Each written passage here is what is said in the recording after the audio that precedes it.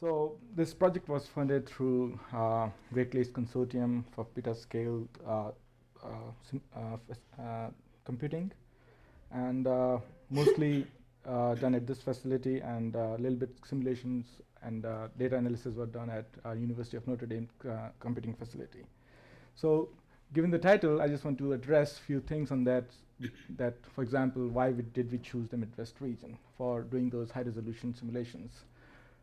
This is not a region that normally done by the people because it's not Colorado mountains or northeast or near the Florida basin, Florida area. The peculiar thing about this region is region has a lot of people, 70 million people, and thousands of plants and animals live in that region, and it's one of the world's most productive agricultural landscapes. So we need to account like how much rainfall is it having in this region, how much precipitation or temperature fluctuations are there. And it is one of the world's largest freshwater ecosystems, and several large urban centers are there which are merging together to form big mega urban regions. And the most important thing is there is a presence of Great Lakes, and its location is in the middle of the North American continent that contributes to large swings in seasonal temperature and precipitation. And the second point on my title is, why did we go for high resolution? That is twofold. First, primarily, decision makers and stakeholders in any region want very high resolution data sets to make their planning for regulation purposes and for preparedness. And secondly, with respect to computing, with respect to science, for us is we want to answer questions like, will improving model resolution lead to higher fidelity in simulations or not? Given this framework, now I'd like to talk about why did we use the Blue Waters machines. So we did perform these numerical simulations for long term. Initially we started from 1981 and we are going till 2010. So these are decadal simulations that we did, and we go up to 4-kilometer resolutions. And for some instances, for sensitivity analysis, we even go up to 1-kilometer resolution. So we choose some interesting events and we go down further and see what's going on at that scales. Second important thing is, it's basically a work developed over Don Wibbles from Urbana-Champaign. They did simulations till 12 kilometer for decadal, long-term, present, and future. So I'm moving it forward to 4 kilometer. The only reason is because we want to capture the convective storms that happen below 10 kilometer. And those storms that happens at higher than 10 kilometer are normally not resolved, and a lot of parameterization is used that might lead to some wrong results. And secondly, we want to study climate extremes. Another important key feature that I realized doing in past 1.5 years is what is the impact of soil moisture initialization or temperatures using data simulation techniques. And secondly, when we do these climate simulations at any resolution 4, 12, 50 kilometer, we see there's a lot of land use heterogeneity in that. It's not that if we assume a grid cell as urban, it's not whole urban. There are a lot of different land use types, and we are missing that component. So for WRF, the WRF is WRF is the code that we use. It's a weather research and forecasting that's highly parallelized, computationally intensive, and scales well on Blue Water machines. And these simulations, these long-term, decadal, ultra-high resolution simulations require huge amount of data storage and handling. So Blue Water works perfect for that. So I'll now take you on a journey where I'll tell you how climate downscaling is, because a lot of people are the audience is diverse.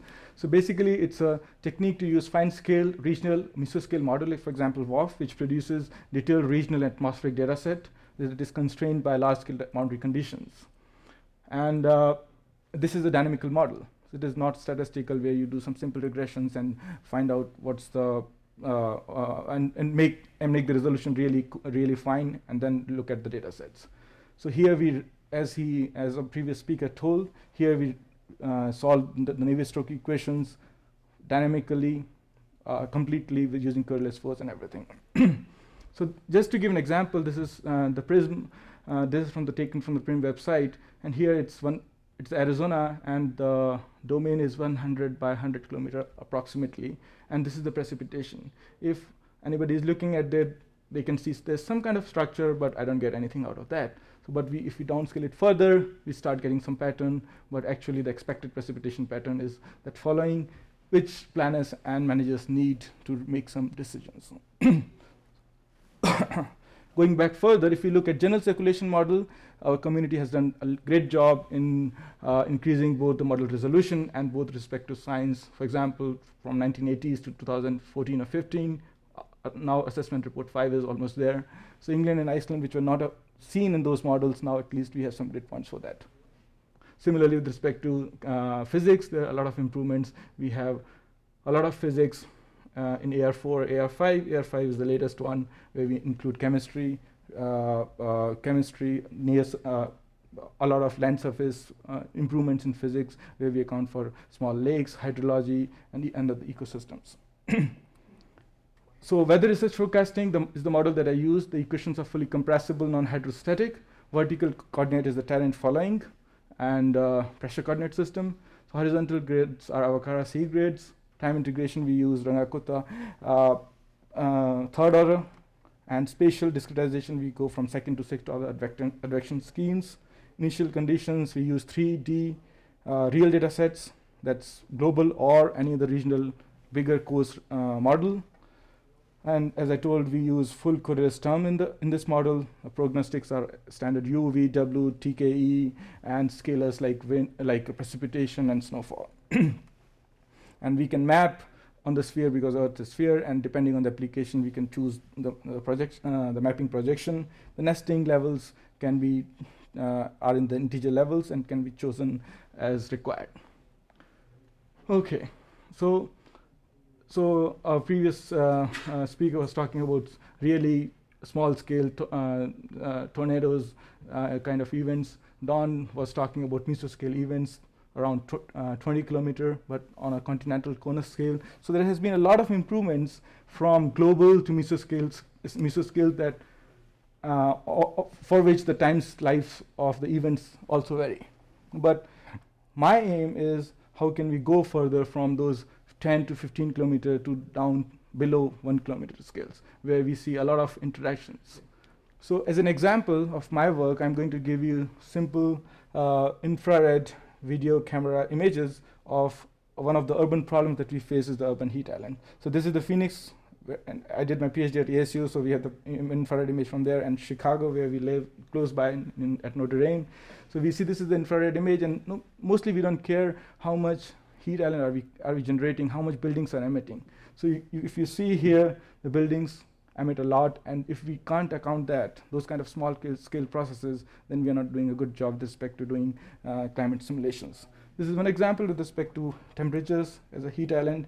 Second, extreme precipitation. For example, here we show future atmospheric river in this region, and this is a 36 kilometer resolution, but again, the managers and the stakeholders can't make decisions given this kind of resolution, so we need to go for high resolutions, or maybe even higher than 12 kilometers.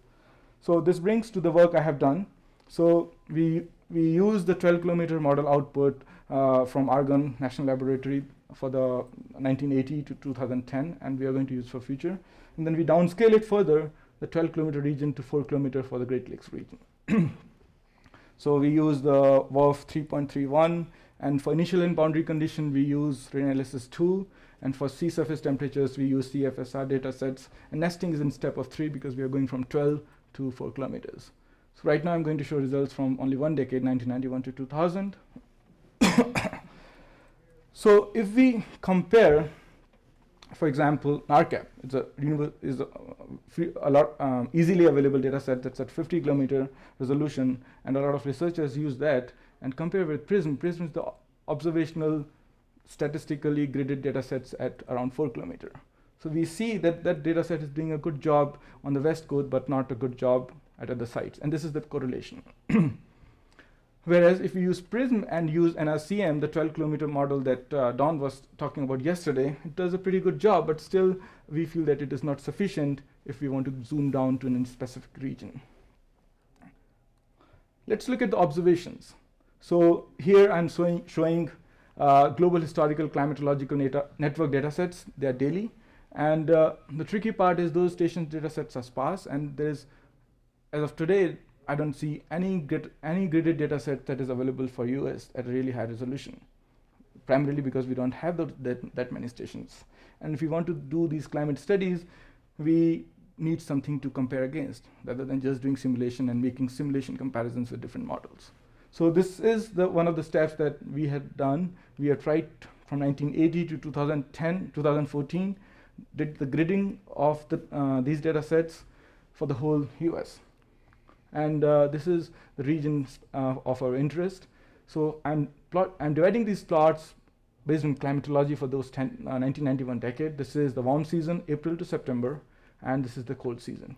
First, you'll see the precipitation is very low in upper part of the Great Lakes. That's because we don't have good data sets there.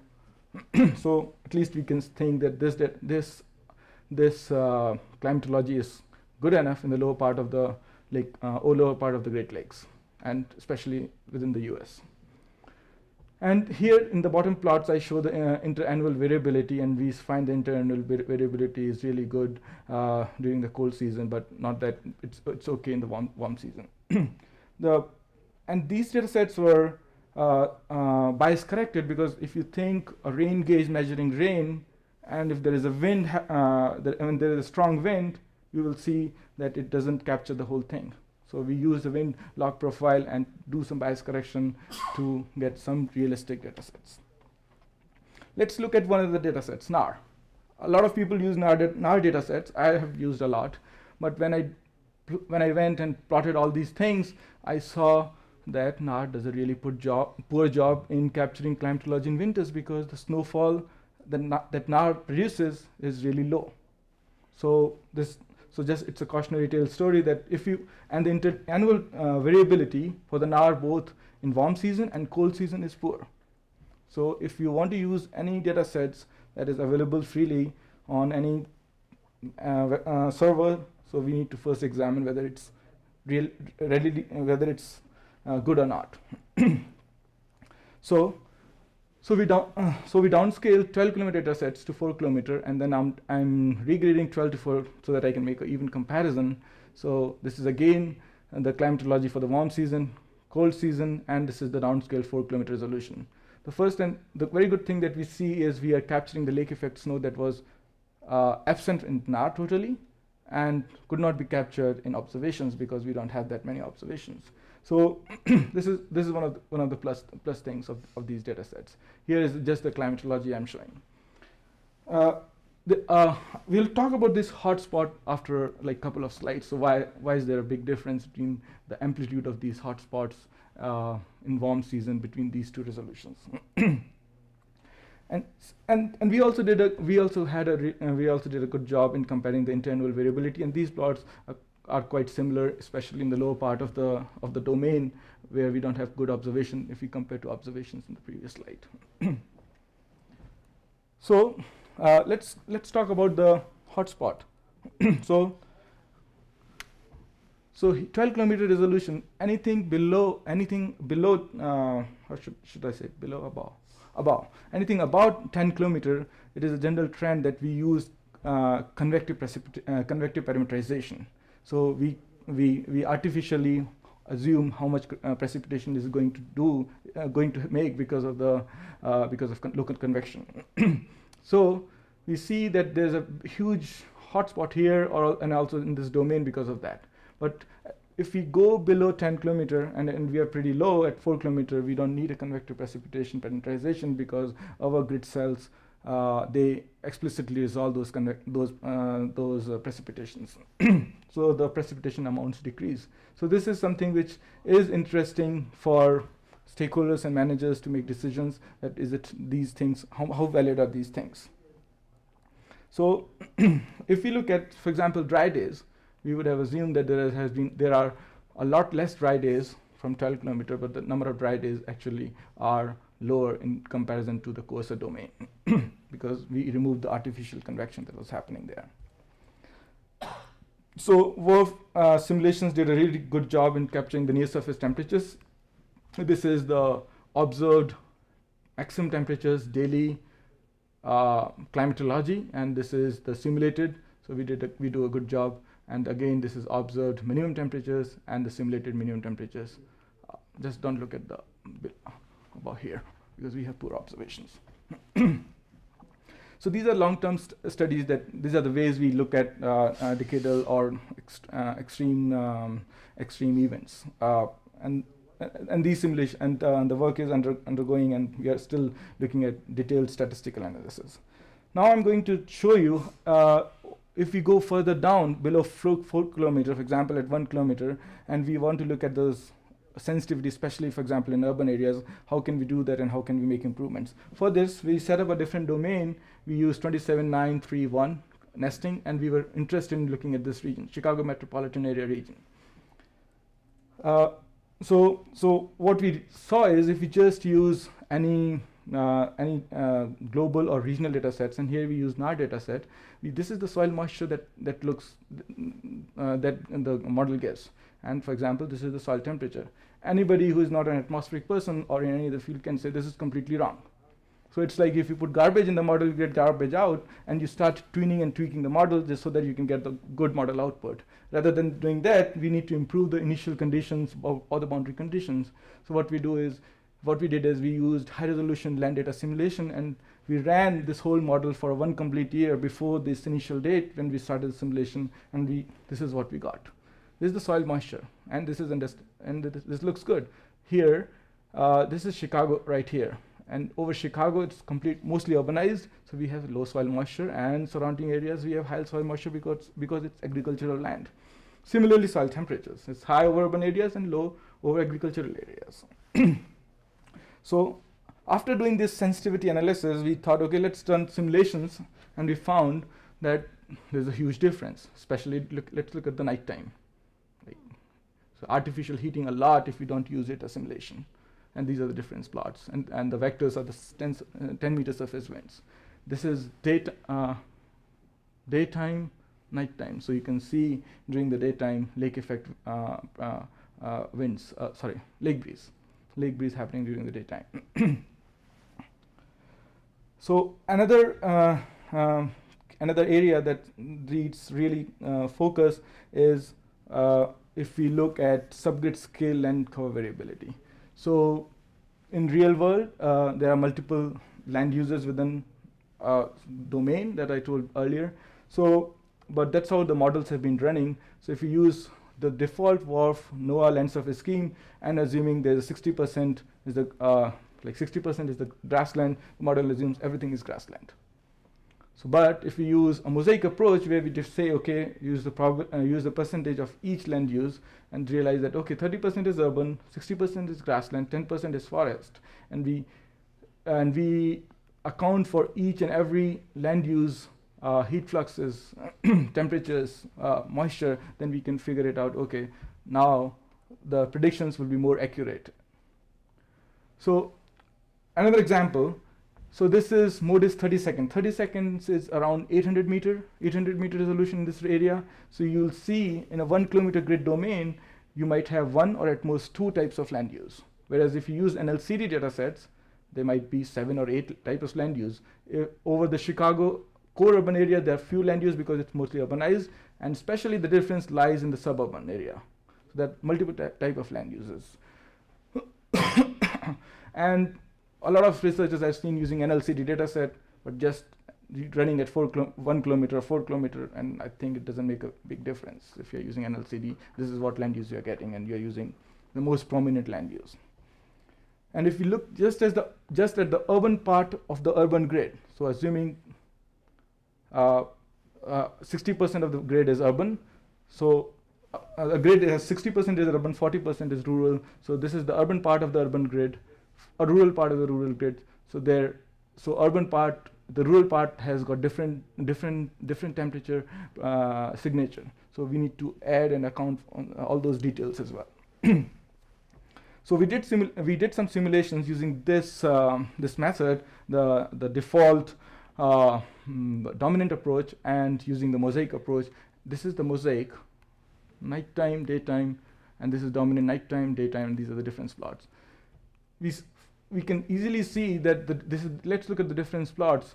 There's a reduction in surface temperatures, especially around uh, around suburban areas, because those urban areas has got a prominent amount of natural lands or wetlands or ponds or anything like that, whereas there's an increase in temperatures over the agricultural region, because if you saw in the previous slide, there were small sections that were urbanized. Like if you drive through, you'll see small towns and all those things. And especially in the daytime as well, the urban heat island got reduced, just because we were accounting for more non-urban areas. So with this, I'd like to conclude with conclusions that extreme events, this is a very important conclusion, extreme events are not only dictated by the changes in large-scale dynamic forcings, but also by climate system modifiers at a very fine and local scales. And that's something that we need to account for. Also, period observation data sets can show the pattern, but they may mute or amplify hydrometeorological intensities. So we can treat the observations as of now as standard, where we see the patterns, but I don't believe that they're true values given today's technology and how many sensors do we have. And if somebody is using high resolution NAR data sets, NAR is 32 kilometer data sets, they are relatively poor for snowfall. This is okay.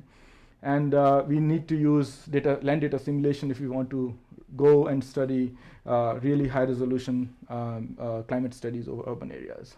And we need to use mosaic approaches that include surface heterogeneity in land surface, and so that we can get better estimates of land surface characteristics, especially for near surface meteorology.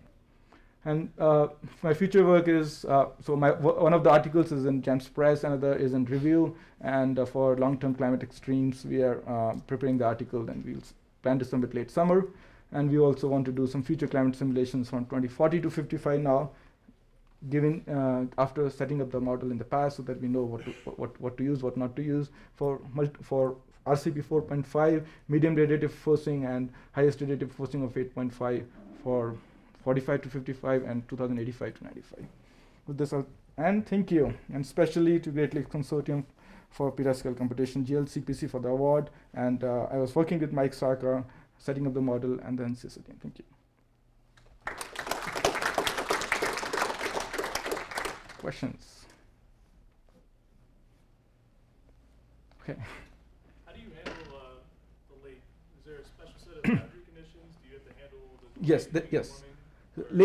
So in our domain, lake is a very important place that influences near surface meteorology. I should say right now we are not handling it very efficiently. The ideal way is you couple the regional model.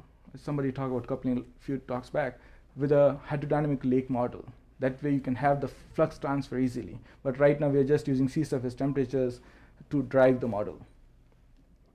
We started working on that, but we're still waiting for some grant to hit, so that because it takes a lot of time to work on all those things. Yep. You use the singular urban canopy model for the small domain, correct? Or did you not use an urban canopy model? Oh, of course, we used urban canopy model. Single layer is very simple. Yeah. So we used sophisticated levels of urban canopy, BP, BEM models, and with Martelly schemes. Yes. Yeah. Did you use the default urban fraction for the 3 different? No, we changed that. So that's one of the things because if you see urban studies, a lot of urban studies, and the model has been tested and verified. For example, for Houston, near Arizona, for example. Okay. But for Chicago, it has never been done. I just saw only one article that just downscaled straight to 1 kilometer, just using default values. So we did create, we did use the new urban fractions. We did have the daily air conditioning uses and all those things, and we have included that in the article.